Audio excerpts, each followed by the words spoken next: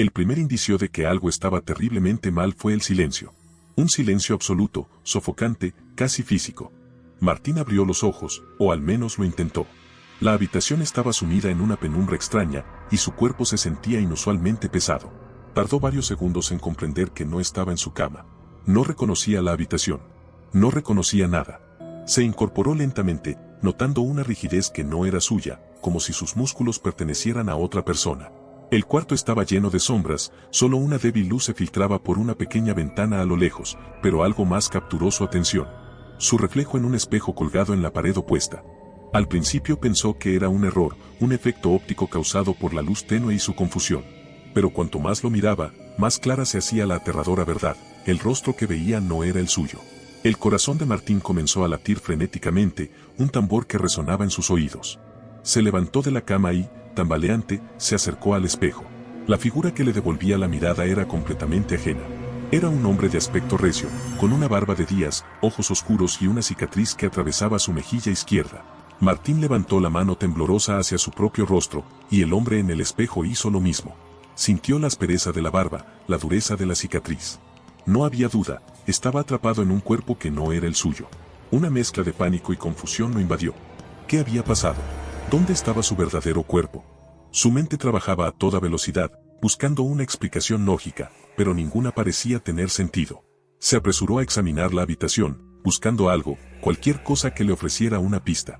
No había nada personal, ni fotos, ni objetos que le dijeran quién era el hombre que ahora habitaba.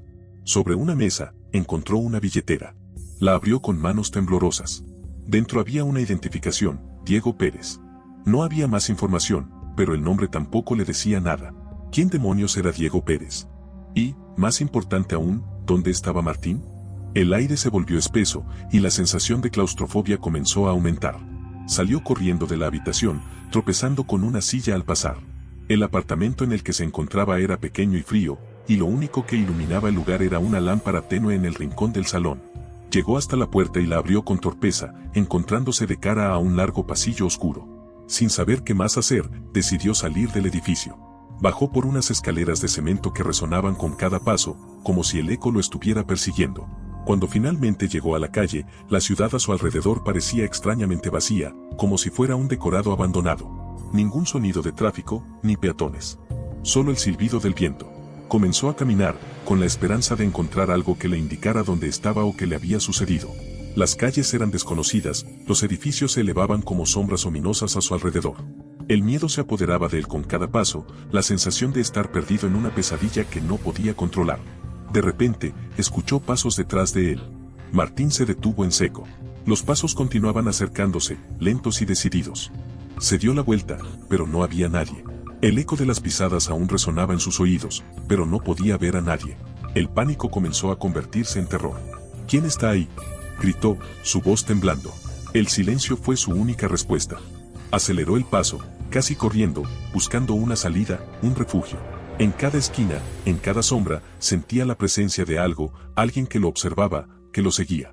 Finalmente, dobló una esquina y vio un pequeño café aún abierto. Entró rápidamente, el sonido de una campanilla sobre la puerta marcando su entrada. El lugar estaba casi vacío, salvo por una mujer joven detrás del mostrador que lo observaba con curiosidad. Martín se acercó, jadeante. ¿Dónde estoy?, preguntó, su voz apenas un susurro. La mujer lo miró con confusión. ¿Estás bien? Pareces perdido. ¿Qué ciudad es esta?, insistió, ignorando su pregunta. La mujer lo observó con atención, como si estuviera buscando las palabras correctas. Finalmente, respondió con suavidad. Estás en tu ciudad. Siempre has estado aquí. Martín sintió que el suelo bajo sus pies se desmoronaba. Eso no era cierto. No conocía este lugar. No podía estar en su ciudad. Se tambaleó hacia una mesa cercana y se dejó caer en una silla. No puede ser, murmuró para sí mismo. ¿Qué es lo que no puede ser?, preguntó la mujer, acercándose con una taza de café. Martín levantó la vista, pero antes de que pudiera responder, la puerta del café se abrió de golpe. Un hombre entró rápidamente, con un semblante pálido y asustado. Lo miró directamente a los ojos y, por un segundo, Martín pensó que lo conocía. El hombre se acercó rápidamente y susurró algo al oído de la mujer. Ella asintió, y de inmediato lo miró con una mezcla de lástima y preocupación. «Debes irte», dijo la mujer con una voz suave pero urgente. ¿Qué? Martín no entendía nada. El hombre se acercó. No es seguro para ti aquí. Debes salir ahora. El terror volvió a invadirlo. ¿Por qué lo miraban de esa manera? ¿Qué sabían ellos que él no? Pero algo dentro de él le dijo que no debía quedarse más tiempo. Se levantó de la silla y, sin mirar atrás, salió corriendo del café. Las palabras de aquel hombre resonaban en su mente: no es seguro para ti aquí. Martín corría por las calles desiertas, su respiración entrecortada y el corazón golpeando con fuerza dentro de su pecho. La ciudad a su alrededor parecía una versión grotesca de la realidad, distorsionada, como si estuviera atrapado en un sueño del que no podía despertar. Las sombras en los edificios parecían más largas de lo normal, y el cielo, aunque oscuro, tenía un extraño brillo que lo hacía sentir aún más perdido. Había algo profundamente erróneo en todo lo que lo rodeaba, y cuanto más intentaba comprender, más se hundía en una desesperación que no podía contener. El eco de sus propios pasos resonaba en las calles vacías, pero había algo más, un susurro que venía de las esquinas, de las paredes. Se sentía observado, como si 1000 ojos invisibles estuvieran clavados en su espalda. Cada vez que doblaba una esquina, esperaba encontrar a alguien, algo que le diera una respuesta, pero las calles seguían desiertas, interminables. Se detuvo un momento, apoyándose en la pared de un edificio para recuperar el aliento, pero la sensación de ser observado no desaparecía. Al contrario, se intensificaba. Miró a su alrededor, con la respiración entrecortada. La ciudad parecía un laberinto. Ni siquiera sabía cómo había llegado hasta allí ni cómo salir. Había algo profundamente aterrador en la familiaridad distorsionada del entorno. Era como si conociera este lugar, pero al mismo tiempo, todo era ajeno. Como si estuviera viviendo una versión corrupta de su propia realidad. De repente, sintió un temblor bajo sus pies. El suelo pareció vibrar levemente, un pulso rítmico que comenzó a hacerse más fuerte. Miró hacia abajo, temeroso de lo que podría encontrar, pero no había nada visible, solo el frío asfalto bajo sus zapatos. Sin embargo, el temblor continuaba. Empezó a recordar las palabras del hombre en el café: no es seguro para ti aquí. No sabía qué significaban esas palabras exactamente, pero ahora lo comprendía de manera instintiva. Algo estaba profundamente mal en ese lugar. Sin saber qué más hacer, continuó caminando. No corría esta vez, pero sus pasos eran apresurados. Las calles parecían cambiar de forma cuando no miraba, como si el entorno estuviera vivo, ajustándose a sus movimientos. Empezó a tener la aterradora sensación de que estaba siendo dirigido, empujado hacia algún lugar. Finalmente, sus pies lo llevaron a una antigua tienda de antigüedades. El cartel descolorido y las ventanas cubiertas de polvo le daban un aspecto abandonado, pero había una extraña atracción que lo empujaba a entrar. La campanilla sobre la puerta sonó cuando cruzó el umbral, y el eco del sonido le dio una extraña sensación de déjà vu. El aire dentro de la tienda era denso, cargado con una humedad que le hacía difícil respirar. El lugar estaba abarrotado de objetos viejos y olvidados. Había muebles polvorientos, relojes detenidos en horas imposibles, y espejos manchados que deformaban su reflejo. Martín avanzó lentamente entre los objetos, sintiendo una creciente incomodidad. No podía explicarlo, pero sabía que debía estar allí, como si una fuerza invisible lo hubiera traído. Todo en el ambiente gritaba que debía irse, pero una parte de él, la parte más aterrorizada, lo instaba a seguir. Entonces lo vio. Un espejo en una esquina de la tienda reflejaba algo que lo hizo detenerse en seco. Al principio, pensó que era otro de los efectos de la extraña distorsión del lugar, pero cuando se acercó, lo comprendió. Su reflejo no era el suyo. Era el hombre que había visto en el espejo de la habitación donde despertó, Diego Pérez. Aquel rostro ajeno, con la barba descuidada y la cicatriz en la mejilla, lo observaba fijamente desde el otro lado del espejo, como si fuera una criatura viva atrapada al otro lado del cristal. Martín levantó una mano temblorosa y la llevó a su propio rostro. Sintió la aspereza de la barba, la cicatriz que ahora era suya. Un escalofrío lo recorrió de pies a cabeza. Se alejó del espejo, tropezando con una silla y derribando algunos objetos. Entonces, la voz apareció. Sabía que vendrías. Martín giró sobre sus talones, buscando el origen de la voz.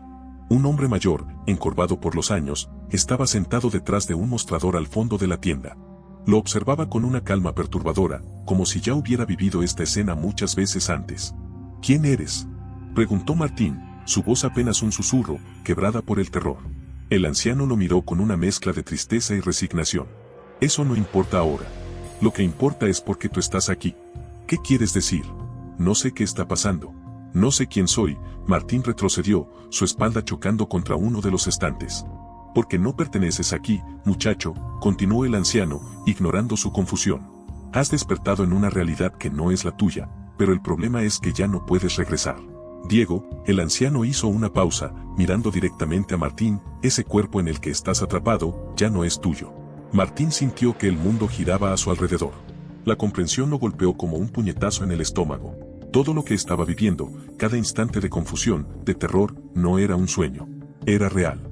Estaba atrapado en un cuerpo que no era suyo, en una vida que no le pertenecía, en una ciudad que era una versión oscura y corrupta de la que él conocía. Y lo peor de todo, no había forma de escapar. No. Susurró, negando con la cabeza. No, tiene que haber una forma de volver. Esto no puede ser real. El anciano suspiró, levantándose lentamente de su silla. Es más real de lo que quisieras creer. La pregunta es, ¿cuánto tiempo podrás resistir antes de que te consuma por completo? Antes de que Martín pudiera responder, el temblor bajo sus pies se intensificó. Los objetos en la tienda comenzaron a vibrar, cayendo de los estantes. Un rugido bajo y gutural resonó desde lo profundo de la tierra, como si algo enorme y terrible se estuviera despertando bajo la ciudad.